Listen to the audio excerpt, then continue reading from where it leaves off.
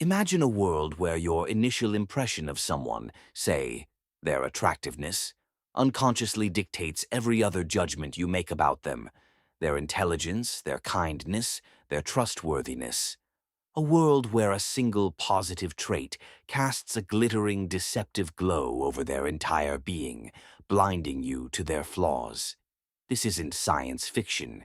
It's a persistent, powerful psychological phenomenon that silently shapes our entire social landscape. Yet somehow, very few people truly understand its depth or its insidious reach.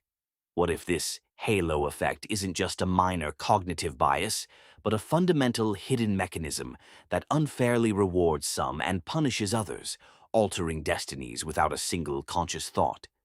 To truly grasp the chilling implications of the halo effect, we need to strip back the layers of normalcy that cloak it.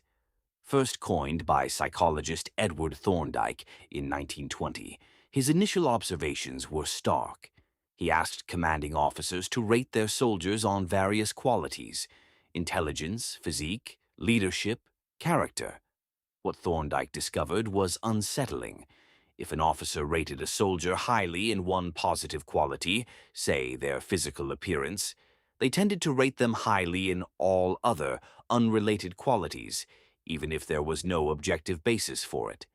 Conversely, a negative initial impression, a horn effect, would drag down perceptions across the board.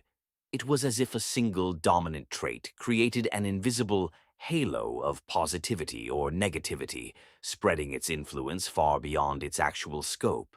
This wasn't about conscious favoritism, it was an automatic, subconscious leap of logic that short-circuited rational assessment.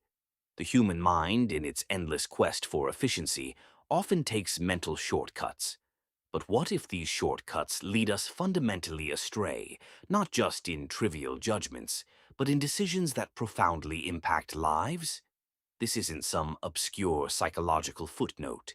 The halo effect is a pervasive, almost invisible force, shaping our perceptions from the moment we encounter another person.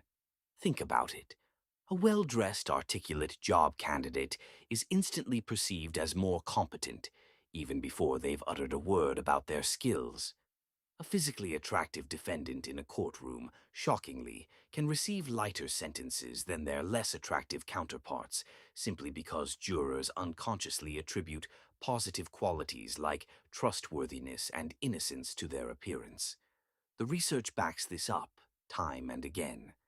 In one classic study, teachers rated essays written by students they considered attractive as being of higher quality than identical essays attributed to unattractive students.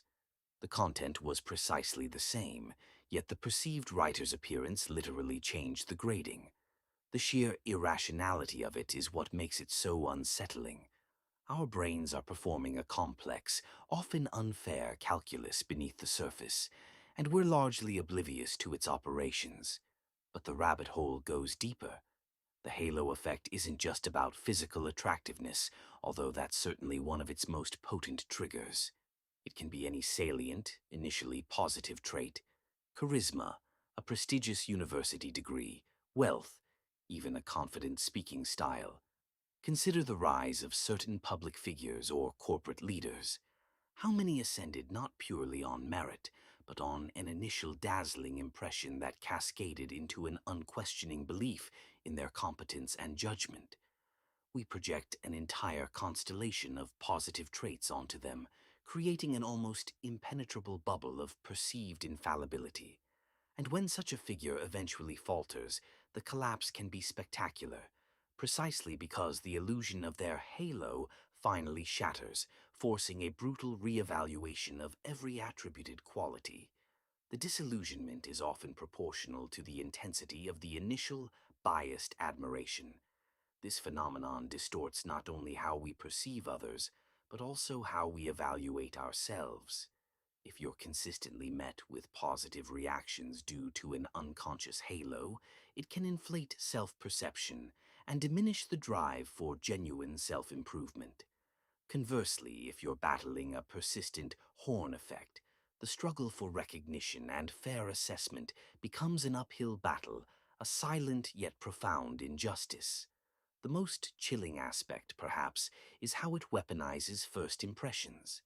In an interview setting, the initial handshake, eye contact, or even the subtle nuances of an applicant's attire can trigger a halo that dictates the entire trajectory of the conversation.